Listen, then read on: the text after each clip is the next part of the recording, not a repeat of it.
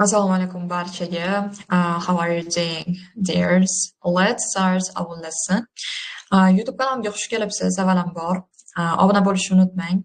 Darsimizni boshlaymiz. Study more lesson 1. Ko'proq dars qilish haqida gaplashamiz. Aynan ko'pchilik dars qilishda qiynaladi. Hozirgi paytda ayniqsa yoshlar. Endi ko'p o'quvchilar bilan ishladim. I worked with a lot of students. Orasida abituriyentlar, magistratura, PhDga tayyorlanayotganlar bor. Demak, oilalilar ham bor edi. Bolalik o'quvchilarim ham bor edi. Bu juda ham qiyin ko'pchilikka, aynan fokus qilib dars qilish. Ko'pchilikda hattoki, misol uchun, qaysidir oyda topshirmoqchi bo'lsa, kechiktirilib boshqa oyga o'tkazadi, chunki yaxshilab dars qilmagani uchun. Va bu juda ham muhim mavzu, to'g'risi. Ko'pchilik shu mavzuni olib chiqishimni so'radi. Bu birinchi dars, lesson 1. Keyingi darslarni ham olib boraman, lesson 2, 3 lar ham bo'ladi. YouTube kanalimni kuzatib borsangiz, keyingi darslarni ham olib boraman. So, let's start our lesson. Birinchi navbatda respect haqida gapirmoqchiman. Respect is the foundation. Demak, hurmat haqida gapirmoqchiman. Ko'pchilik maqsad qo'yadi. Deylik, mana C1 olish kerak yoki IELTS dan 8 olish kerak. Maqsad qo'ydi. Okay, bir oy vaqti bor, bo'ldi. Bir oy tayyorlanaman, imtihon topshiraman. Maqsad bor. Lekin agarda siz o'zingizga bo'lgan hurmatingiz bo'lmasa, nima bo'ladi? Ko'p o'quvchilar yarmiga kelib tashlab yuboradi o'qishni, yoki chala qiladi, yoki yaxshi o'qimaydi. Endi bu yerda respect deganda o'zingizga bo'lgan hurmat. Tushunyapsizmi? Birinchi navbatda it's really important. Ya'ni o'zingizga disciplined bo'lishingiz kerak. Intizom bo'lish kerak, o'zga bo'lgan hurmatingiz baland bo'lish kerak va har bitta aytgan gapingiz, har bitta qo'ygan maqsadingizga turib berishingiz kerak. It's really important. Agarda siz o'zingizni hurmat qilsangiz, unda maqsadga ham erishasiz. Undan tashqari respect your teacher.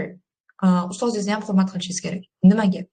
Chunki ustozni hurmat qilmagan o'quvchi qanday qilib maqsadga erishishi mumkin? Tushunyapsizmi? Agar siz ustozingizni hurmat qilsangiz, darslariga borsangiz, darslarni bajarsangiz vaqtida o'ga bergan vazifalarni, unda yes, you can achieve. Chunki bilaman shunaqa o'quvchilar bor, darsni eshitmaydi. Endi onlayn o'qituvchi bo'lganim uchun onlaynda ko'pchilik yaxshi aktiv bo'lmaydi. Darslarni eshitmaydi, ba'zilar dars paytida boshqa ishni qilib yotadi. Offlaynda deylik, mana offlayn kurslarga boryapti. Ba'zilar telefon o'ynab o'tirishi mumkin, chalg'ishi mumkin, uxlashi mumkin. Hattoki universitetdagi dars bo'lishi ham mumkin-da. Ko'pchilik uxlab qoladi, ko'pchilik ustozning gapini eshitmaydi, hurmatsizlik qiladi. Tushunyapsizmi? Ustoz berayotgan bilimni hurmat bilan qabul qilib, bergan vazifalarni vaqtida bajarsangiz, everything will be perfect. Yes, perfect. Neadekvatni odam bo'lmang. Really. Don't be like the person who disrespectfully like prone to the teacher. It's like very, very bad. Agarda siz hurmatni joyiga qo'ysangiz, it will be good. Tushunyapsizmi? Mana shu narsani birinchi slaydga qo'ydim, chunki bu muhim. Bilimga kirishyapsizmi? Shu narsani biling. Maqsad qo'ydingizmi? Maqsadingiz sari boring, chunki bu siz bo'lmaydi. Ayniqsa ustoz bilan borayotgan bo'lsangiz, tutor bo'lsa, instructor, o'sha teacher bo'lsa, unda shu narsani bilib qo'yishingizni so'ragan bo'lardim. Let's move on. The next thing is very important thing. Judayam muhim narsa haqida gaplashamiz hozir. Bu repetition haqida. Qandaydir sohani professionali bo'lish uchun qayta repetition bo'lish kerak. Repetition juda ham muhim. Deylik, siz juda ham baland ball olmoqchisiz, C1 yoki IELTS dan 8.5 olmoqchisiz, tushunyapsizmi? U uchun siz qaysidir o'sha sectionlarni qayta ko'rishingiz kerak. Xatolaringiz ustida ishlashingiz kerak. Har doim mana shu narsani ta'kidlab o'taman. Ayniqsa mana speakingda so'rashadi mendan, misol speakingni qanaqa qilib oshirsam bo'ladi. Qayta practice qiling, gapiravering. Xato bo'ladi, tushunyapsizmi? Hammada xato bo'ladi. Hech kim perfect emas. O'shaning uchun repetition is the key. Deylik, siz o'tiribsiz, reading bajaryapsiz, to'g'rimi? Readingdan 35 tadan, deylik, men multi levelni aytyapman, 35 tadan siz 28 ta topdingiz. Nimaga xato qildingiz? Nimaga o'sha xato bo'ldi? Nima uchun shunaqa bo'ldi? Xatolaringiz nimaga siz 28 ta to'g'ri topdingiz? Har bittasini analyze qilib, qayta o'sha testni yechsangizchi, o'sha test yod bo'lib qoladi sizga. Aynan siz xatolaringiz ustida ishlaysiz, analyze qilasiz va har bitta narsani tushunishni boshlaysiz. Tushunyapsizmi? Ha, demak mana bu yerda shunaqa xato qilibman. Shuni shunaqa qilibman. O'xshamayaptimi boshqatdan? O'xshamayaptimi yana boshqatdan? Don't just care about anything. Like, do it again and again. O'shandagina result bo'ladi. Professor bo'lish uchun, tushunyapsizmi? Tadqiqotlar bo'yicha gapiradigan bo'lsam, professor bo'lish uchun 4 ta kategoriyalar bor. O'sha 4 ta kategoriyadan bittasi bu repetition. Okay? Just remember, it is repetition. Praktika juda ham muhim. Practice qilish, qayta qilirish juda ham muhim. Okay? Bu yerda yozib qo'yilgan. Repeatedly attacking your enemy and being obsessed with it is the key to development. Qaysidir ishga obsessed bo'lishingiz kerak. Xonangizga qamalib, o'sha darsingizni qilib, tushunasizmi? O'xshamaguncha qaytaruv qilishingiz kerak. O'shandagina result bo'ladi. O'tiribsiz, deylik, reading bajaryapsiz. Readingizni qayta qilsangiz, конечно, result bo'ladi. Tushunasizmi? O'shandagina result bo'ladi. Siz nima qilasiz? Readingni qilasizda, keyin tashlab qo'yasiz, o'xshamadi. Bo'ldi, keyingi testga o'tasiz. Keyingi testni ham qilasiz, xuddi shunday xato chiqadi. Tushunyapsiz-a? Agarda siz uni repeatedly xatolaringizni ustida ishlamasangiz, qayta qilmasangiz, unda what do you just expect? Nimani kutyapsiz unda? Tushunyapsiz-a? Shuning uchun repetition juda ham muhim. Tavsiya beradigan kino ham bu Whiplash. Whiplashda bir aktyor mana o'tiribdi, bu baraban chaladi, o'sha barabanlarda chaladi. Qo'lichi qonab ketadi-da. Chalgandan qonab ketib chiqmaydi o'sha joydan, toki o'shanga professional bo'lmagunicha. Mana shu kinoni ko'rishni tavsiya qilaman. Motivational kinolar juda ham ko'p. Kanalimda topsangiz bo'ladi. Pastda havolasini qoldiraman. Whiplash kinosini. Telegram kanalimga o'tsangiz juda ham ko'p kinolar bor, okay? So, mana shu kinoni ko'rishni tavsiya qilaman, chunki bu yerda o'sha repetition, aynan mana shu mavzu bo'yicha gapirilgan. Ko'rsangiz juda ham ilhomlanasiz. Va yana bitta tavsiyam, shu darajada obsessed bo'lish kerakki, darsdan ichiga kirib ketishingiz kerak. Tushunasizmi? Misol uchun deylik, yana testga tayyorlanyapsiz. Strategiyalarni ko'ring, har xil metodlar qilib ko'ring, writingdan shug'ullanyapsiz. Writing yozing, qayta yozursiz, ideal darajaga kelib qoladi. Tushunasizmi? Farqi yo'q, listening, reading, любой fan bo'ladi, matematika bo'ladimi? Tasavvur qiling, bitta vazifani bajaryapsiz, misol, o'xshamadi. Yana qaytadan qilyapsiz, o'xshamadi. Yana qaytadan qilyapsiz. Qayta har xil formulalarni ishlatib, obsessiv bo'lib ketgandan keyin o'xshaydi. Tushunasizmi? Ichiga kirib ketganingizdan keyin o'xshaydi. Mana chap tarafda bitta rasm topdim. Bu yerda mana bitta bola xonasiga kirib ketgan. Ko'ryapsiz, atrofda har xil formulalar, nimadirlar. Даже shunaqa darajada ishlashingiz kerakki, anta SWOT esingizdan chiqib qolsin. Tushunasizmi? Ichiga kirib ketishingiz kerak darsda. It will be just really effective. Davom etamiz. Keyingi narsa bu patience. Sabrli bo'ling. Sabr qiling. Protseschi tez bo'ladigan proses emas. Endi ilm olayotgan paytda, qaniydir ilmga kirgan paytingizda har doim patient bo'lishga harakat qiling, sabrli bo'lishga harakat qiling. Qaniydir narsaga tez erishib bo'lmaydi, ayniqsa bilim olayotgan paytda. Nimadirga tez erishaman deb o'ylamangda, tushunasizmi? Tez qaniydir bir o'zgarish kutish qiyin. O'xshamayapti, o'zgarish yo'q deb o'ylamang, tushunasizmi? Sekin siz anta shug'ullanganingizdan keyin keladi o'sha result. Keladi, tushunasizmi? Faqat siz sabrli bo'lishingiz kerak. O'tiribsiz, readingingiz o'xshamayapti, to'g'rimi? Siz dalshi davom eting protsesda. Dalshi qiling. Mayli, o'xshamayaptimi? Yana qilaman. Qildingiz, yana o'xshamayapti. Dalshi sekin sabrli bo'lib ketsangiz, tepaga sekin chiqasiz, tushunasizmi? Tez tepaga chiqib bo'lmaydi, ayniqsa ilm olayotgan paytda. Okay? It is the key. Consistency is the key. Davomiy tarzda qilish ham muhim. Shundoq qildingiz, tashlab qo'ydingiz. Deyapsiz-da, o'xshamaydi, baribir u yoqda sabr qilmayapsiz, tushunasizmi? Why are you just studying there? Nimaga unda o'rganyapsiz, tushunasizmi? Why are you just studying English at all? Nimaga unda o'rganyapsiz uni? Agar sabrli bo'lmasangiz, tushunasizmi? That's why my suggestion, first of all, be patient towards your goals, towards the study process. Okay? Xo'p, ko'pchilik taslim bo'ladi, boshqalarning gapiga quloq solib, no, it doesn't matter who just say something. Ko'pchilik gapirishi mumkin, o'xshamaydi, unaqa yoki boshqalarni ko'rishingiz mumkin, demotivated bo'lishingiz mumkin. No, okay? O'zingizga bo'lgan ishonchingiz bo'lsa, boshida aytgan gapim, ishonch bo'lsa, maqsad sari ketsangiz, unda yes, sabrli bo'lishingiz kerak. Every time. Tez resultga erisha olmaysiz. So, I spent years in isolation and I had no desire to return to the person I was before it. I made several strong promises to myself and kept them. Demak, to'g'ri, bu o'zim haqida yozganman, isolationga kirib ketganman. Do'stlarim, boshqa narsalar hammasini yo'q qilib, faqat study processga kirishganman. Tushunayapsizmi? O'shanda resultga erishib bo'ladi. Siz o'sha study processda do'stlaringiz yo'qotishingiz mumkin, masalan boring bo'lib qolishi mumkin hayotingiz, lekin agar siz sabrli bo'lib o'sha protsesga kirishib ketsangiz, you can achieve a lot of things than that. Ko'pchilik sizni yo'ldan urishi mumkin, tushunayapsizmi? Shuning uchun be patient. It is the key point. Keyingisi yana bitta narsa aytmoqchiman. Endi siz mana ilmga kirishdingiz, to'g'rimi? Sekin-sekin o'zingizni qasringizni quryapsiz-da. How do you want your castle to be built? Qanday qurilishni xohlaysiz? Mana ko'ring-da. Chap tomonda chiroyli qasr turibdi-da. O'sha qasrni qurish uchun siz sekin-sekin fundamentdan boshlab, sekin-sekin qurasiz, to'g'rimi? Katta qasr qilib. Tasavvur qiling, just imagine, tasavvur qiling, siz o'sha qasrni quryapsiz. Ilm o'rganish sari. Ilm o'rganyapsiz-da, o'sha qasringiz sekin-sekin qurilyapti. Keyinchalik bu qasr sizni keyingi avlodingizga qoladi, tushunayapsizmi? Like you will pass it through your generation, to your children and so on. Agarda u qasrni fundamenti yaxshi bo'lmasa-chi? Tushunayapsizmi? Shuning uchun fundamentni yaxshilash kerak. Sekin-sekin o'xshaydi. Siz tap etib, chala-chulpa qilib yasab tashlamaysiz-ku qasrni. Unda u buzilib ketadi, tushunayapsizmi?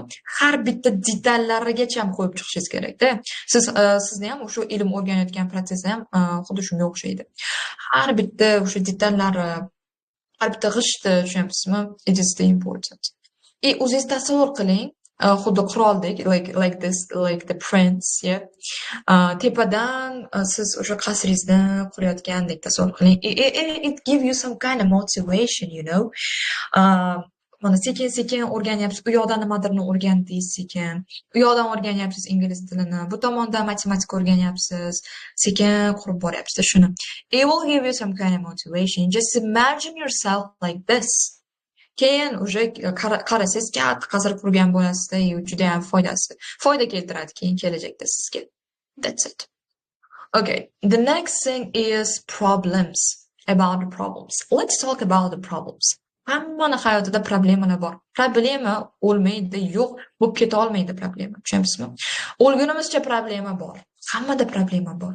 Hammada. Hayoti zo'r bo'lsa ham baribir problemasi bo'ladi. Tushunayapsizmi? Problema, siz like it's not a life. That's why we have all problems. Like as me, as a teacher, I also have problems. Boshqa joyga ham bor, hammaning oilasida problemlar bor. Har bitta odamda problem bor. Endi bu yerda mana rasmni ko'ryapsiz. Dars qilayotgan paytimizda mana shu problemalarimizni unutishimiz kerak. Bunga yaxshi metod bor. Hozir birinchi gaplashib o'taylik. Qanday problemalar bo'lishi mumkin? Financial problems bo'lishi mumkin sizda. Ana pul tomonlama, moliyaviy taraflama, video gamesga kirib ketgansiz yoki family juda ham oilaviy muammolar bo'lishi mumkin. Toxic environment, atrofdagi odamlar yaxshi emas yoki family arguments, oilaviy janjallar bo'lishi mumkin, confusionlar bo'lishi mumkin, bola chaqa, anta ishingiz bor, ham ishlayapsiz, ham o'qiyapsiz universitetda misol uchun, to'g'rimi? Har xil tomonlama sizga attakalar, problemalaringiz juda ham ko'p. Bilim olayotgan, o'sha ilm olayotgan paytda siz mana shu problemalarni o'ylab bilim ola olasizmi? How do you say? Not at all. Umuman. Agarda siz problemalaringizni o'ylab, dars qilayotgan bo'lsangiz, unda u dars hech qanday miyaga kirmaydi. Shuning uchun biz dars qilayotgan paytimizda miyamiz bo'sh bo'lishi kerak. Toza mindset bilan kirishimiz kerak. O'shanda kiradi u qandaydir tushunchalar, knowledgelar kiradi miyaga. Agar siz dars qilyapsiz, xayolingiz boshqa joyda, u yoqda bo'lsin, no, hech qanday bir bilim ham kirmasligi mumkin. That's why nima qilishingiz kerak? Bilaman, hammada har xil muammolar bor. Kimdirlar chalg'ib ketadi social mediaga, kimdirlar video gamega chalg'ib ketgan. O'shaning uchun eng yaxshi metod out of control metod deyiladi. Out of control metod nima qilish kerak? Hamma problemalaringizni yig'asiz. Qaysi birini siz boshqara olasiz va qaysi birini boshqara olmaysiz. Boshqaradigan problemalaringizni daftar olib olasiz, daftar olib olasiz, ikkiga bo'lasiz. Birinchi betiga siz boshqaradigan, siz boshqara oladigan problemalaringizni yozasiz. Ikkinchi betiga boshqara olmaydigan problemalaringizni spiskasini yozib chiqasiz. Sort out qilib chiqasiz. Mana bu yerda yozib qo'yganman. Sortirovka qilib chiqasiz. Demak, bir tomonida siz kontrol qila oladigan problemalar, ikkinchi tomonda siz kontrol qila olmaydigan problemalar. Endi nima desak bo'ladi? Demak, kontrol qiladigan problemalaringiz bu deylik social media. Ijtimoiy tarmoqlarga chalib ketyapsiz. Siz buni boshqara olasiz. Yo'q qilib tashlang social media yoki video o'yinlarga bog'lanib ketyapsiz. Buni ham uddalaysiz qilsangiz bo'ladi. Tushunyapsizmi? Demak, kontrol qila oladigan muammolarni siz o'zingiz hayotingizdan ulardan qutulishingiz mumkin. Tushunyapsiz? Kontrol qila olmaydiganlarni nima qilamiz, ustoz? Mana financial problems, yes, oilaviy muammolar, oilaviy janjallar, bola chaqalar, bu yoq. Siz ularni o'ylaganingiz bilan, tushunyapsizmi? Prosta miyangizdan chiqarib yuborasiz. Dars qilayotgan paytingizda o'chib qo'yasiz o'sha problemalarni, o'chirib qo'yasiz, tushunyapsizmi? Xayolingizdan chiqarib yuborasiz qaysidir muddat. That's it. Chunki siz ularni o'ylaganingiz bilan hech qanday narsa o'zgarmaydi. Siqilganingiz qoladi xolos. That's why bo'sh var, okay? Bo'sh var deyiladi turkchada. Just bo'shashing. Tushunyapsizmi? Problemalaringizni o'ylaganingiz bilan qandaydir bir o'zgarish siqilganingiz, asabingiz ketgani qoladi xolos. Shuning uchun ilm olayotgan paytda men tavsiyam mana shu problemalardan iloji boricha qutulish. Okay? Just to'g'ri mindset bilan kirish kerak, to'g'risi. Dars qilayotgan paytda juda ham chalg'itadi. Ayniqsa mana o'tiribsizda, reading qilyapsizda, anta qanaqadir muammo esingizga kelib qoladi. Esingizdan men bu reading qilayotgan testingizchi miyangizga kirmaydi-ki. That's why my suggestion bu o'sha problemalarni sort out qilish. Juda ham zo'r metod. Iloji boricha problemalaringiz, o'zingiz boshqara olmaydigan problemalaringiz bo'lsa, unda ularni prosta ularga e'tibor bermaslikka harakat qiling. Bilaman, it's really hard. Bu narsani qanaqa biz nima qilamiz, ustoz, miyamizdan chiqarib yuboramiz. Tushunaman, bu juda ham qiyin, lekin siz ilm olayotgan paytda bu kerak. Sizga juda ham kerak shu narsa. Biz chiqarib yuborish kerak, bilamsizmi? Okay, davom etamiz. Next one is study area. Mana shu narsa haqida gapirmoqchiman. Endi keyingi darslarimizga ham specifically shu haqida ham yana alohida ham gapirib o'taman. Endi study area bo'lishi shart. Tushunasizmi? Study areas bo'lmasa, unda dars qilgandek bo'lmaysiz. Bilaman, ba'zilar, misol uchun onlayn o'qiydi menda. Ba'zilar bor oshxonada dars qiladi, zalda dars qiladi, borib xontaxtaga o'tirib dars qiladi, xohlagan joyda dars qiladi. Tushunasizmi? Xohlagan joyda dars qiladi. Pastda gilamda qo'yib darslar qilish mumkin. No, okay, no. Bunaqa bo'lmasdan, bitta aniq joyingiz bo'lishi kerak study area uchun. Bitta aniq joy qilasiz, har safar o'sha joyga qaytib darsingizni qilishingiz kerak. Nimaga? Chunki birinchidan miyangiz tez moslashadi o'sha joyga. Ikkinchidan sizga komfortli bo'ladi. Aynan masalan, miyangiz moslashgan bo'lishi uchun darslaringiz kiradi miyaga, yaxshi qabul qilishni boshlaysiz. Endi study area deganda perfect bitta joy bo'lishi shart emas. Endi o'zingiz alohida xoningiz bo'lmasa ham, qandaydir study area yaratishingiz kerak o'zingiz uchun. Yo'q. Misol uchun deylik, shunaqa o'quvchilarim bo'lgan. O'zini masalan, study areasini koridorda qilgan. Koridorda burchakda chiroyli qilib qilgan. Yoki deylik, balkonda qilganlar ham bor. Tushunamizmi? Farqi yo'q. U agarda odamda xohish bo'lsa, unda yaratadi shu narsani o'zi uchun. Randomli joyda dars qilmang demoqchiman. Okay? Study areas bo'lishi kerak. O'zingizga bitta study area qilib olsangiz, chiroyli, misol uchun mana o'zimni ham xonam ko'rsatishim mumkin. Kanalimga o'tsangiz ko'rishingiz mumkin. O'sman mana study area, mana bitta barglar ilib qo'yganman. As you see, bu tomonda you can see like study area, bu yerda bookshelfim bor. Va mana to'g'rimda endi bu yoqni joy ko'rsatishmayman, because I should turn on my computer. To'g'rimda mana kartalar qo'yganman. Uncha ko'p mablag' ham ketmaydi. Odamda agar xohish bo'lsa, o'zida real shu narsani qiladi. Ko'p pulim ketmaganda, misol uchun mana karta sotib olishimga 10 ming so'm pulim ketgan. Chiroyli turibdi-da, dunyo kartasi turibdi mana shu yerda. Amerika kartasini sotib olganman. Chunki it's my dream to go to America, yeah. Chiroyli masalan, o'ziga atmosfera qo'ysangiz, kirsangizchi dars qilgingiz keladi. Xonangizni shunaqa chiroyli, akkuratni qilib qo'ysangiz, artib, tozalab, kitoblarni joy-joyiga qilib qo'yib, darslar, ruchkalar, hamma narsa qo'lingizda tayida bo'lishi kerak. Daftarmi, bloknotingiz, ruchkangizmi, ruchkalaringiz, qalamlaringiz hammasi joy-joyida bo'lishi kerak. Shunda o'tirganingizda chalg'imasdan, bo'ldi, o'chirg'ish kerakmi, hammasi tayyor bo'lishi kerak demoqchiman. O'shaning uchun study area juda ham muhim. Okay? Study areasiz qanaqadir dars qilgandek bo'lmaysiz. Lekin ham miyangizga ham kirmaydi. O'shaning uchun soatlab dars qilishga bitta aniq joy kerak. O'zingiz uchun comfortable qilib, akkuratni chiroyli qilib qilsangiz, o'shanda qandaydir bir siqilasizda protsessni. Tushunyapsiz-a? Okay, everyone. Thank you for listening me till the end. I'm so glad that you finished this video. Keyingi darslarimizda boshqa skilllar, endi boshqa metodlarni ham o'rgatib ketadi. Endi bu general edi. Bilaman, ko'pchilik qiynaladi dars qilishga. Endi meni tavsiyam, maqsad qo'ydingizmi, maqsadingiz sari sekin-sekin boring. Qachon taslim bo'lmang. Aytgan narsalarimni yozib oling iloji boricha. So, kommentda izohlaringizni qoldiring. Did you like this video or not? So it'll give me motivation somehow.